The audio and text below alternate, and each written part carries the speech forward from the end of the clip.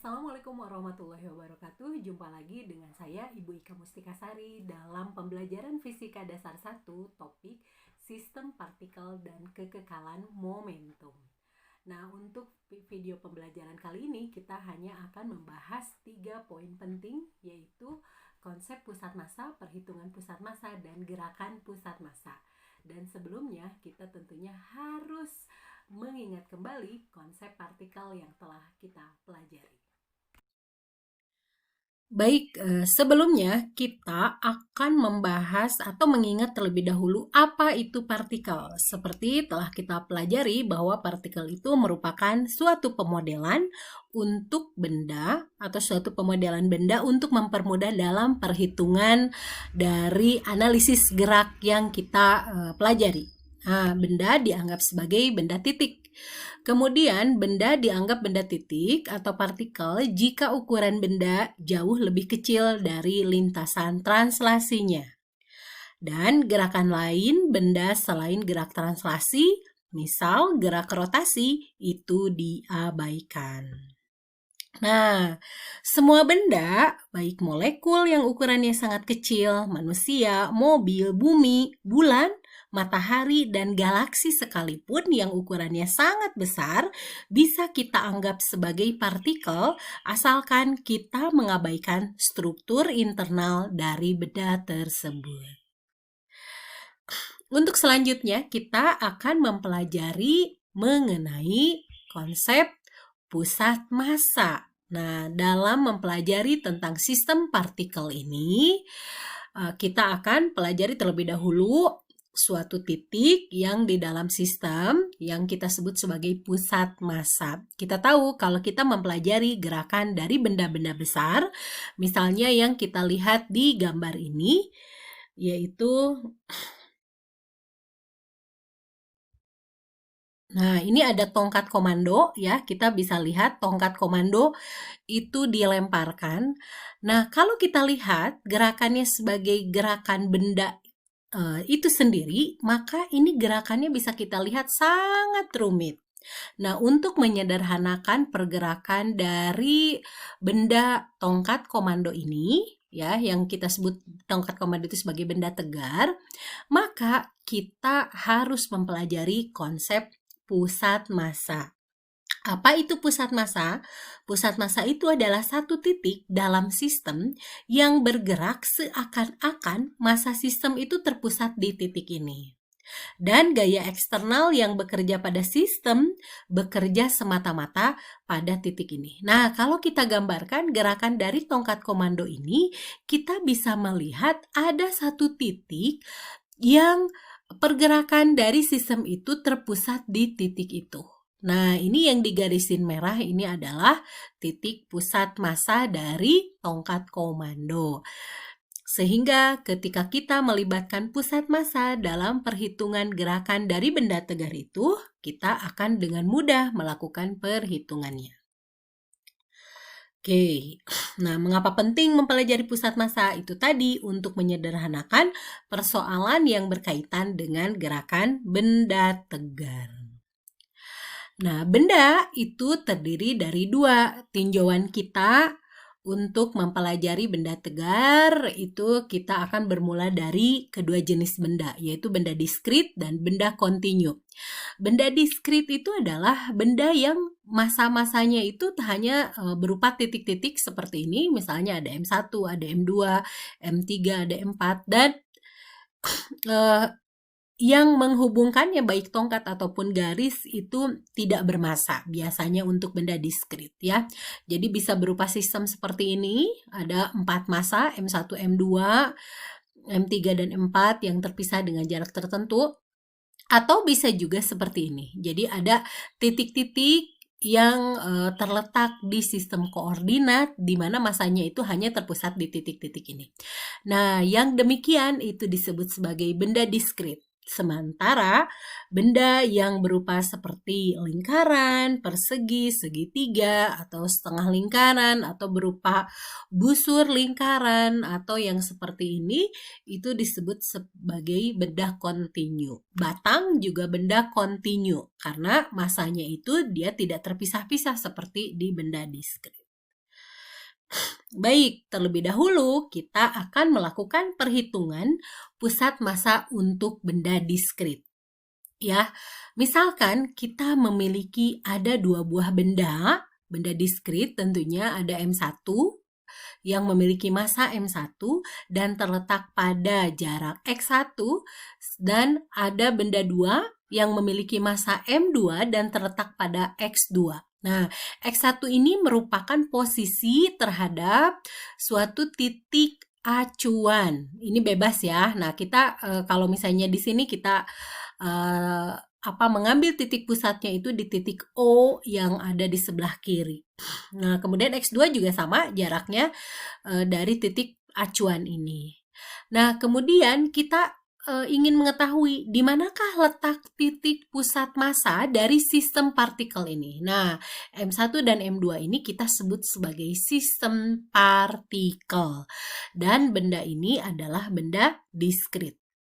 Nah, untuk melakukan perhitungan pusat massa, kita definisikan sebagai massa total dari sistem partikel dikali dengan titik pusat massanya, itu sama dengan perkalian masing-masing dari massa dikali dengan jaraknya. Berarti sama dengan M1 dikali X1 ditambah M2 dikali dengan X2, sehingga kita dengan mudah mencari titik pusat massanya itu yang merupakan perkalian M1 kali X1 ditambah M2 kali X2 dibagi dengan M besar, di mana M besar ini adalah massa dari sistem partikel yang merupakan penjumlahan dari M1 ditambah dengan M2. Nah, bagaimana untuk menghitung pusat massa kalau ada sistem partikel yang terdiri dari dua benda yang massanya berbeda? Ini kita ambil contoh M1-nya misalnya 10 kg dan M2-nya 5 kg. Sementara M1 terletak di X1 sama dengan 1 cm dari titik pusat, dan X2 terletak di 10 cm dari titik acuan dari titik pusat. Di manakah letak titik pusat massanya atau XCM-nya?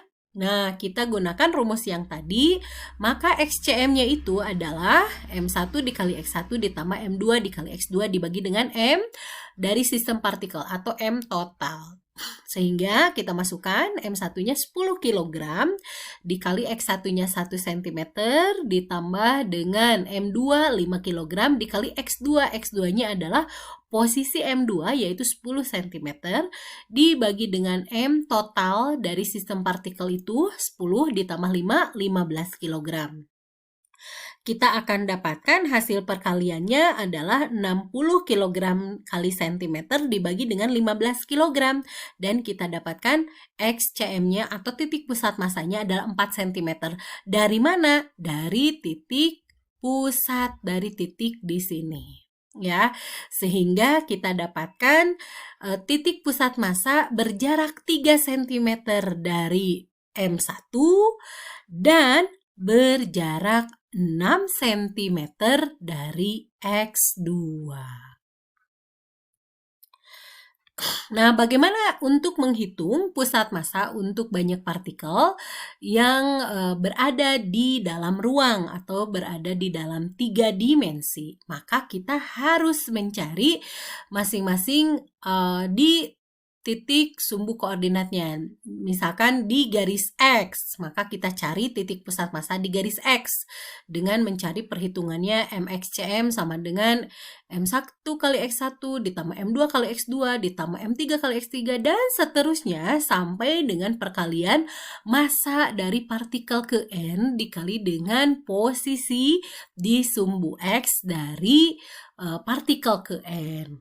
Nah, kita sederhanakan dengan menggunakan sigma, maka kita akan dapatkan MXCM itu sama dengan sigma dari perkalian massa dikali dengan posisi untuk setiap partikel atau sigma I MI dikali dengan XI. Dengan demikian, kita juga bisa mencari titik pusat massa di sumbu Y, MYCM itu sama dengan sigma I MI YI. Kita jumlahkan semua perkalian massa dikali dengan posisi untuk setiap partikelnya. Dan MZCM itu sama dengan sigma I MIZI. Nah, kita sudah mempelajari dalam notasi vektor, kita dapatkan posisinya itu adalah XI dikali dengan arah di vektor satuan I ditambah dengan YIJ ditambah ZIK, di mana IJK adalah vektor satuan untuk setiap arah, untuk setiap sumbu ya. Nah, dalam notasi vektor maka kita akan dapatkan bahwa massa total dari atau massa sistem partikel dikali dengan posisi pusat massanya itu sama dengan MI dikali RI ditambah M2 dikali R2 dan seterusnya sampai partikel ke N, dan kita nyatakan sigma I MI dikali dengan RI, di mana RI adalah posisi dari partikel ini dalam ruang 3 dimensi dan RI ini adalah penjumlahan dari komponen-komponen dari setiap vektornya ya, XI dikali I ditambah YI dikali J ditambah ZI dikali dengan K. Untuk lebih memahaminya, marilah kita lihat penerapan untuk menghitung pusat massa. Ini ada contoh pusat massa untuk molekul air H2O. Contohnya ini, sebuah molekul air mengandung sebuah atom oksigen dan 2 buah atom hidrogen. Atom oksigen memiliki massa 16 U, di mana 1 U itu adalah satu satuan unit massa, dan setiap atom hidrogen memiliki massa 1 U. Atom-atom hidrogen berada pada jarak 96 pm, pikometer, 96 kali 10 pangkat min 12 meter dari atom oksigen dan terpisah satu sama lain dengan sudut 145, derajat. Nah, ini adalah gambarnya di sebelah kanan, di mana ini yang oranye ini adalah atom oksigen dan ini yang putih adalah atom hidrogen ya. Carilah pusat massa dari sebuah molekul air tersebut. Di manakah letak titik pusat massanya? Nah, pertama ini karena terletak di 2 dimensi, maka berarti kita harus mencari MXCM dan YCM-nya. Nah, untuk MXCM berarti kita menggunakan rumus sigma I MI XI dan MYCM adalah sigma MI YI. Perkalian dari massa dikali dengan posisinya di masing-masing sumbu. Nah, mari kita hitung MXCM-nya. MXCM-nya adalah berarti massa oksigen dikali posisi oksigen di sumbu X ditambah dengan massa atom hidrogen dikali dengan posisi atom hidrogen yang ke-1, misalnya yang atas, ditambah dengan massa atom hidrogen yang kedua dikali dengan posisi di sumbu X untuk atom hidrogen yang kedua. Masukkan. Nah, untuk massa atom oksigennya masukkan 16 U dan posisi atom oksigen ini tepat di titik pusat. Berarti XO-nya itu adalah sama dengan 0. Ditambah dengan massa atom hidrogen yang pertama, ini 9 U dikali dengan posisinya. Berarti ini adalah 96 pm cos. Cosnya berapa? Cos 52 kali 2. Dan yang atom hidrogen juga ini sama. Berarti ini adalah cos min 52,2 yang sama dengan cos 52,2 ya. Kita dapatkan yang ini 0 untuk yang atom oksigen, dan untuk yang atom hidrogen berarti ini cos 52,2 0,61. Nah, ini sama dan ini hasilnya positif. Kita dapatkan 2 kali 1 U dikali dengan 9,6 kali 0,61, ini kita dapatkan 58,83 pm. Kita akan dapatkan posisi pusat massa untuk di sumbu X-nya itu adalah 117 U dikali PM dibagi dengan 18 U. 18 ini adalah massa total dari oksigen ditambah dengan atom hidrogen 1 dan massa atom hidrogen 2. Kita dapatkan XCM-nya adalah 6,53 pm di sumbu X, berarti sekitar sini. Bagaimana untuk YCM-nya? Kita gunakan langkah yang sama dan kita gunakan ini untuk yang atom oksigen ini Y0-nya 0, untuk atom hidrogen yang satu ini ada di sumbu Y positif, sin 52,2-nya kita dapatkan positif, sementara ya sin min 52,2-nya kita dapatkan yang ini negatif, sehingga ini saling mendiadakan, dan YCM-nya untuk posisi pusat masanya untuk sistem ini kita dapatkan di 0, sehingga kita dapatkan XCM-nya 6,53 pm. Selanjutnya kita akan melakukan perhitungan pusat massa untuk benda kontinu. Ya, nah melakukan perhitungan pusat massa untuk benda kontinu ini dapat dilakukan dengan dua cara. Yang pertama pengukuran atau melalui eksperimen, yang kedua melalui perhitungan atau integrasi. Ya, nah untuk melakukan perhitungan pusat massa untuk benda kontinu, untuk benda yang tidak teratur, Anda bisa lakukan eksperimen sendiri di rumah. Oke, nah, bagaimana untuk melakukan perhitungan pusat massa untuk benda yang kontinu? Nah, ini melalui perhitungan atau melalui secara proses integrasi.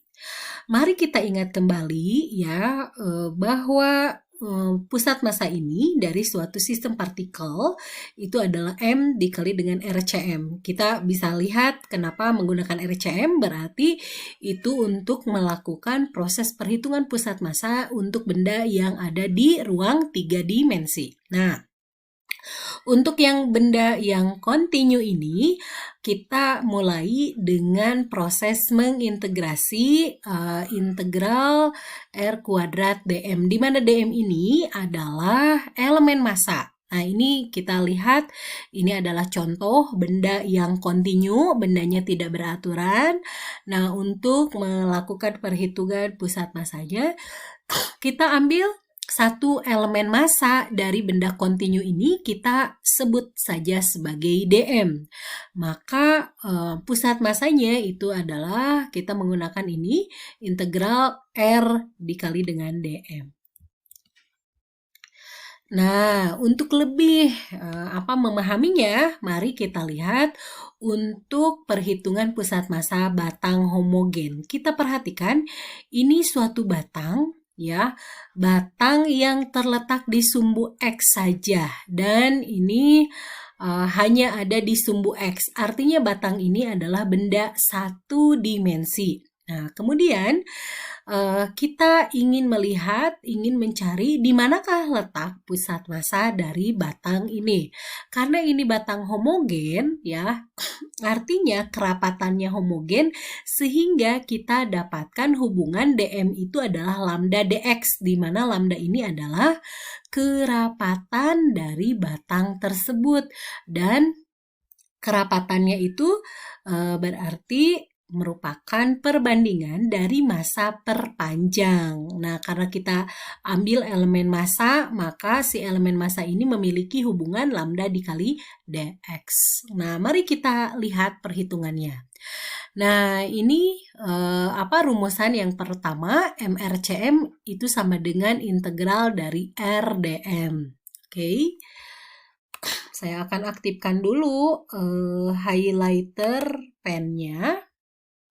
Oke, nah si R ini, karena kita tahu si batang ini adalah batang satu dimensi, hanya terletak di sumbu X saja, artinya di sumbu dimensi di sumbu Z dan dimensi di sumbu Y itu sangat kecil, tidak diperhitungkan, maka si R ini bisa kita langsung buka saja komponennya, berarti X I dm, dengan I adalah vektor satuan di arah sumbu X, dan X ini adalah variabel panjang di sumbu X, ya.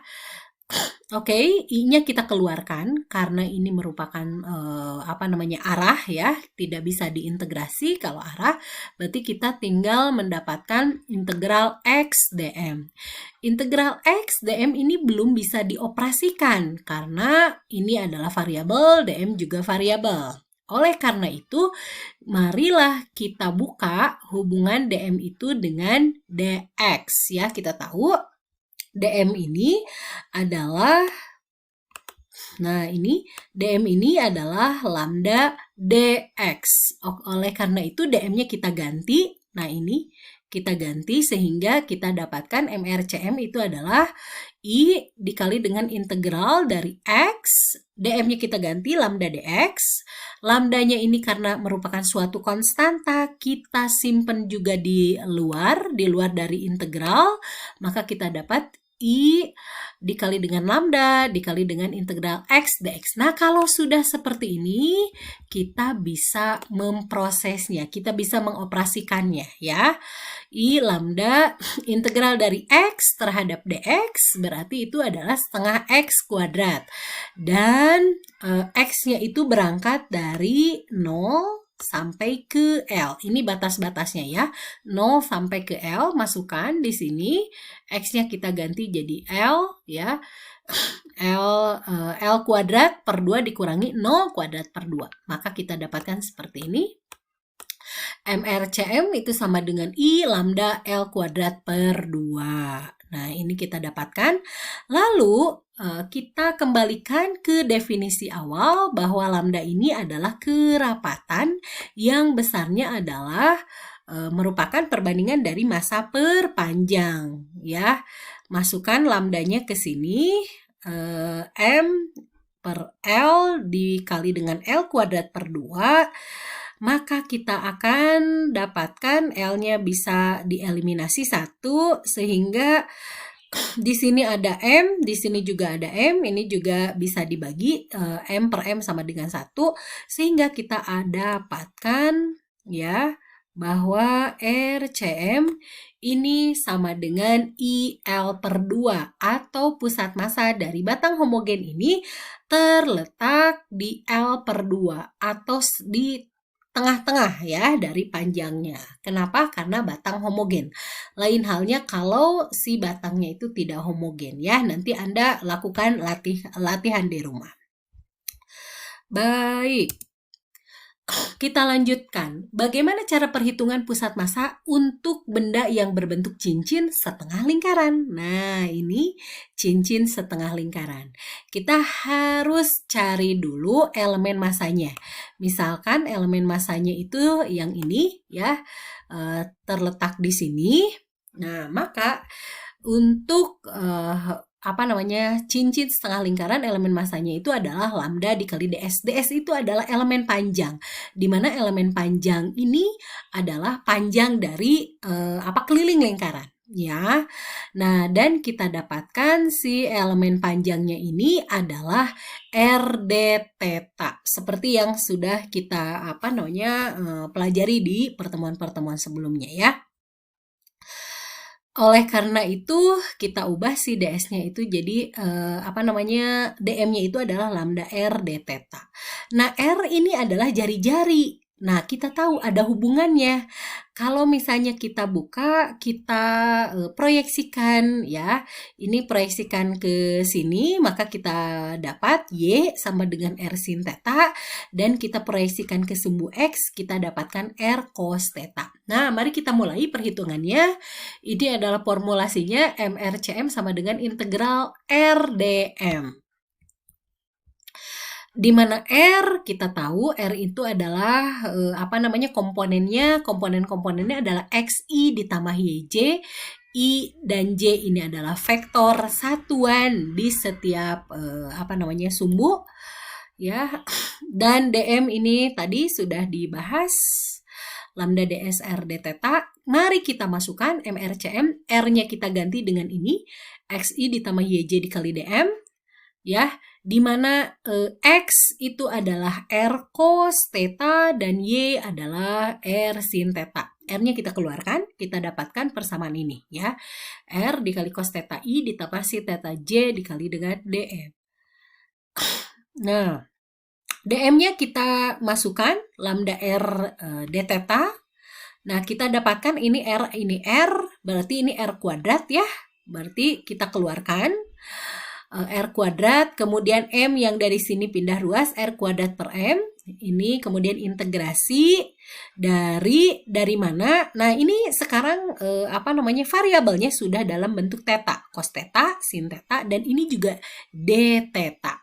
Berarti kita tahu integrasinya dari apa yang berubahnya di theta. Dari mana tetanya? Berangkat dari theta sama dengan 0 di sini ya, ke theta sama dengan pi di sini ya.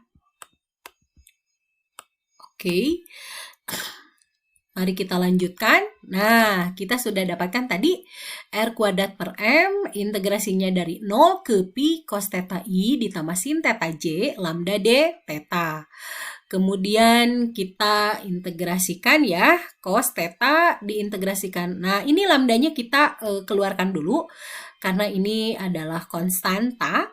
R kuadrat per M dikali lambda cos theta diintegrasikan terhadap theta, maka kita akan dapatkan ini kita buka dulu lambda aja, itu adalah massa di satuan panjang ya. Panjangnya ini adalah setengah keliling lingkaran ya, PR, bukan 2 PR. Di sini karena kita tahu bahwa bendanya itu adalah cincin setengah lingkaran. Oke. Kita dapatkan LHM-nya R kuadrat per M, di mana ini lambdanya kita ubah M per PR. Di sini kita sudah bisa ya mengeliminasi M per M sama dengan 1. Ini kita juga eliminasi R, berarti kita dapatkan R per Pi ya di sebelah sini. Oke, mari kita mulai proses integrasinya. Dari cos theta diintegrasikan jadi sin theta diintegrasikan terhadap theta jadi min cos theta J. Nah, kita masukkan batas-batasnya dari tetanya berangkat dari 0 sampai ke pi. Nah, ini R per pi-nya yang dari sini ya. Kemudian ini sin theta, sin pi itu sama dengan 0. Dikurangi sin 0 juga sama dengan 0. Berarti untuk yang di sini ya, yang di komponen yang di arah sumbu X, di arah I berarti 0 kan. Kemudian ini min, ini tetap di sini ya, min. Cos pi adalah min 1 dikurangi cos 0. Cos 0 adalah 1 ya. Min 1 dikurangi min 1, min 2 dikali min berarti positif. Nah, berarti untuk cincin setengah lingkaran pusat massanya terletak di arah 2R pi. Mohon maaf ini kelewat ya. Ini harusnya J arahnya.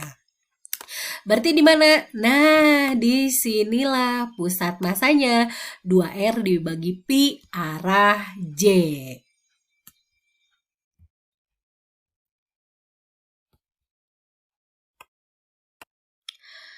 Nah, selanjutnya kita akan mempelajari tentang gerakan pusat massa suatu sistem. Seperti tadi di awal, kita akan mempelajari gerakan pusat massa suatu sistem partikel itu dengan tujuan untuk memudahkan dalam mempelajari gerakan benda tegar yang sangat rumit. Ya. Nah, besaran-besaran dalam gerakan pusat massa itu terdiri dari 2, kecepatan pusat massa dan bagaimana percepatan pusat massa itu sendiri. Nah, untuk melihat kecepatan pusat massa, kita lihat dari definisi perhitungan pusat massa itu sendiri ya. MRCM itu sama dengan penjumlahan dari perkalian massa dikali dengan posisi untuk setiap partikel yang ada di dalam sistem. Nah, kalau persamaan ini ya kita turunkan terhadap waktu, maka kita dapatkan posisi masing-masing partikel juga posisinya kita turunkan terhadap waktu, dan kita dapatkan definisinya M dr cm dt itu sebagai sigma mi dikali dri dt. Nah, laju terhadap waktu dari perubahan posisi itu kita sudah mengenal di bab kinematika sebagai kecepatan. Ya. Nah, sehingga dari sini kita sudah tahu bahwa massa sistem partikel dikali dengan kecepatan pusat massanya itu merupakan penjumlahan dari massa masing-masing atau massa setiap partikel dikali dari kecepatan setiap partikel itu, ya. Nah, bagaimana dengan percepatan pusat massa? Barusan kita sudah mendapatkan definisi dari kecepatan pusat massa. Nah, maka dengan mudah kita turunkan sekali terhadap waktu, ya, dari kecepatan, maka kita akan dapatkan seperti ini, dan otomatis untuk masing-masing untuk setiap partikel juga kita turunkan satu kali terhadap waktu, kita akan dapatkan definisi seperti ini, ya, penjumlahan dari massa dikali dengan laju dari perubahan kecepatan terhadap waktu, yang mana kita sudah mengenal laju terhadap waktu dari perubahan kecepatan, laju terhadap waktu dari kecepatan itu adalah percepatan, sehingga kita dapatkan perhitungan untuk percepatan pusat massa itu sama dengan M, di mana M besar ini adalah massa untuk seluruh sistem partikel dikali dengan percepatan pusat massanya, itu sama dengan sigma atau penjumlahan dari perkalian massa masing-masing partikel dikali dengan percepatan masing-masing partikelnya. Nah, kalau kita ingat lagi, ya, sigma dari MI dikali dengan percepatan setiap partikelnya, kita ingat itu sebagai gaya neto yang bekerja pada partikel ke I, atau kita definisikan sebagai Fi, di mana Fi ini, ya, dapat berupa gaya-gaya internal atau interaksi antar partikel di dalam sistem. Ini kan misalkan ada 5 partikel di dalam suatu sistem. Ini sistem partikel yang terdiri dari 5 partikel. Yang merah ini adalah pusat massanya. Nah, maka gaya-gaya yang bekerja itu yang bekerja pada masing-masing partikel ke ini yang pertama ada berupa gaya-gaya internal, interaksi antar partikel. Ini berinteraksi dengan yang ini, berinteraksi dengan yang ini, berinteraksi dengan yang ini, berinteraksi dengan yang ini. Ini juga sama, ya. Kemudian si gaya Fi juga dapat berupa gaya-gaya eksternal karena suatu unsur di luar sistem. Misalkan ini mendapatkan gaya eksternal di luar sistem. Nah, gaya-gaya yang bekerja pada partikel ke I, Fi, yang merupakan tadi sigma Mi dikali Ai itu, ya, sama dengan gaya internal ditambah dengan gaya eksternal. Dengan mensubstitusikan tadi sigma Mi dikali dengan Ai itu yang merupakan ini gerakan pusat massa, ya, massa sistem partikel dikali dengan percepatan pusat massanya, maka kita mendapatkan M dikali A Cm itu sama dengan gaya internal ditambah dengan gaya eksternal untuk masing-masing setiap partikel. Gaya-gaya yang bekerja pada partikel ke I tadi ini, dan mengingat bahwa gaya-gaya internal ini saling meniadakan karena ini berinteraksi dengan ini juga berinteraksi dengan ini, ya, besarnya sama tapi berlawanan arah, akibatnya ini nantinya gaya internalnya itu akan saling meniadakan, sehingga kita dapatkan gaya neto eksternal atau sigma, ya, penjumlahan dari gaya eksternal ke masing-masing atau ke setiap partikel di dalam sistem partikel itu sama dengan massa sistem partikel dikali dengan percepatan pusat massanya.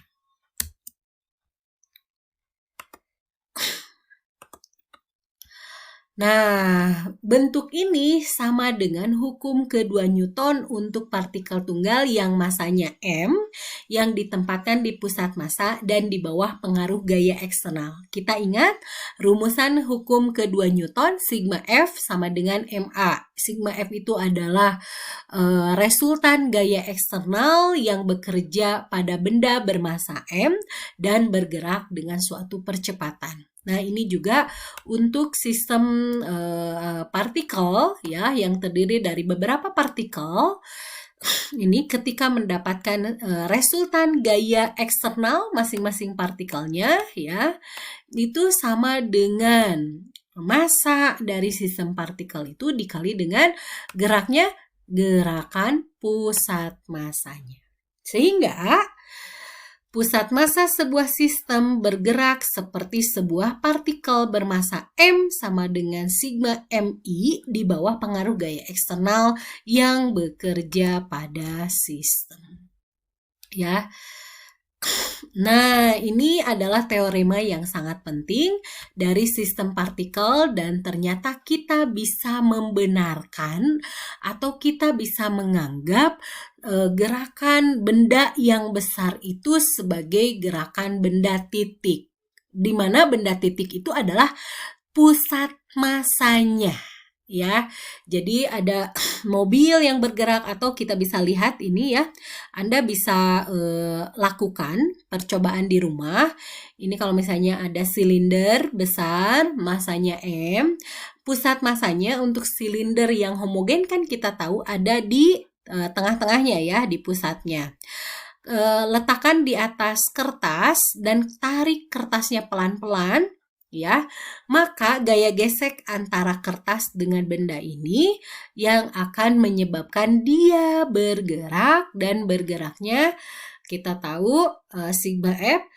Di sini resultan gayanya hanya ada gaya gesek.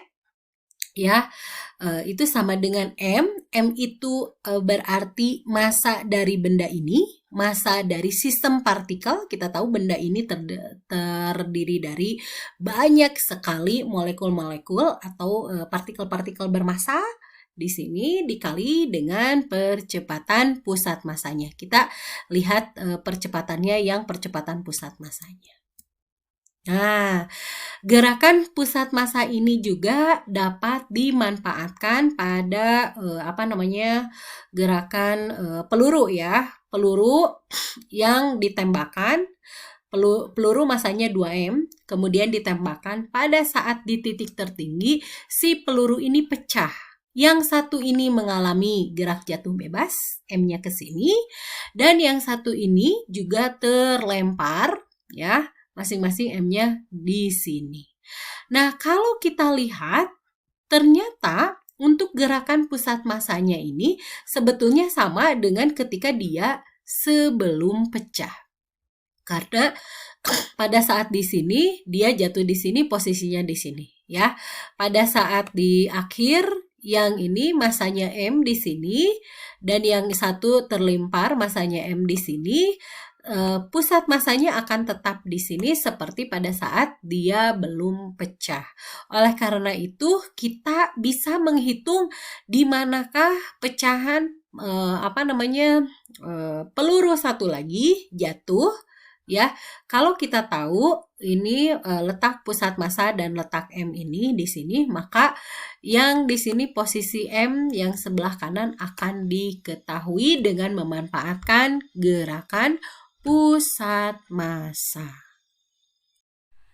Nah, itu tadi paparan mengenai bagian pendahuluan dari bab sistem partikel dan kekekalan momentum.